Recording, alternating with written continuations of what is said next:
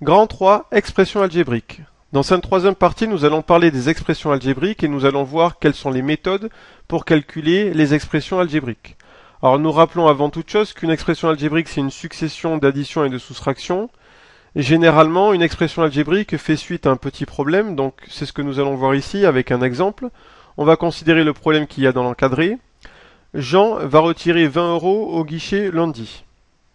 Mardi, il reçoit sa paye de 1652 €.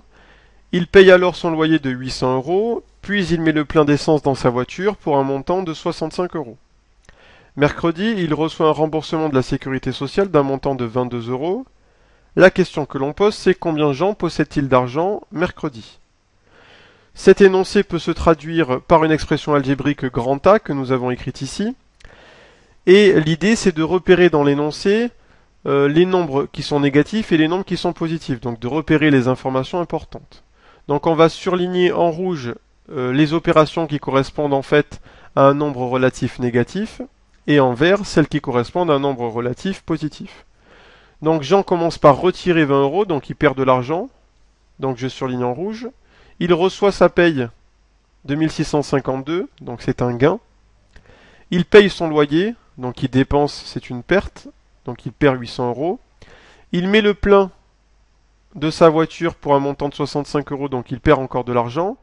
Et il finit par recevoir un remboursement de 22 €, donc il gagne de l'argent.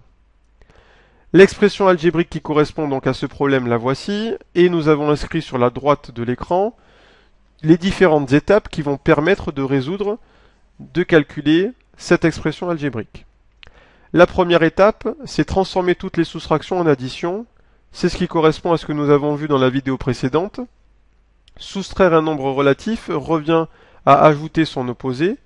Donc je recopie l'expression jusqu'à ce que je rencontre une première soustraction. C'est le cas ici. Je soustrais 800 €. Donc soustraire le nombre relatif 800 revient à ajouter l'opposé de 800, c'est-à-dire moins 800. Nous avons la même chose ensuite, moins 65, je dois soustraire le nombre relatif 65. Cela revient donc à ajouter l'opposé de 65, c'est-à-dire moins 65. Et je termine plus 22. La deuxième étape, c'est rassembler les nombres positifs. La troisième étape, rassembler les nombres négatifs. Alors l'étape 2 et 3, on peut la faire en même temps. Je vais surligner en rouge les nombres négatifs et en vert les nombres positifs.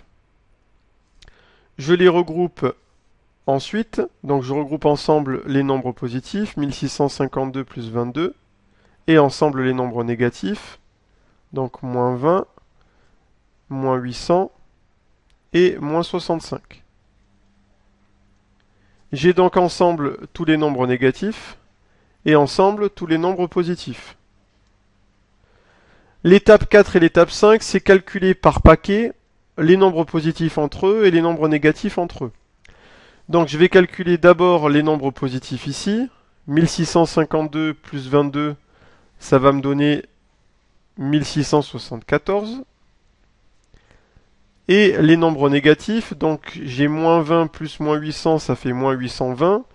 Et moins 820 moins 65 qui me donne moins 885.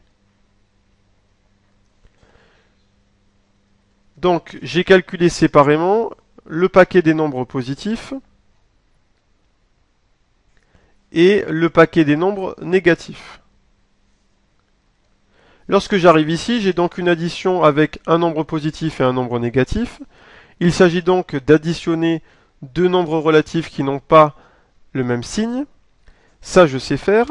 Le signe du résultat, c'est le signe du nombre qui a la plus grande distance à 0. Ici, le nombre qui a la plus grande distance à 0, c'est 1674. Le signe de ce truc-là, c'est positif, donc le résultat est positif. Et pour connaître la distance à 0, je soustrais les distances à 0. Donc j'effectue 1674 moins 885 et j'obtiens 789.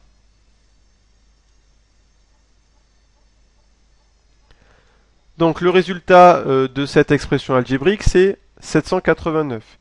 Ce qui signifie bien que Jean possède 789 € le mercredi.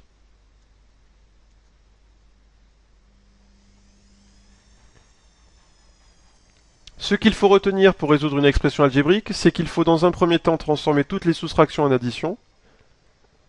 En appliquant la propriété soustraire un nombre relatif, c'est pareil que d'ajouter son opposé.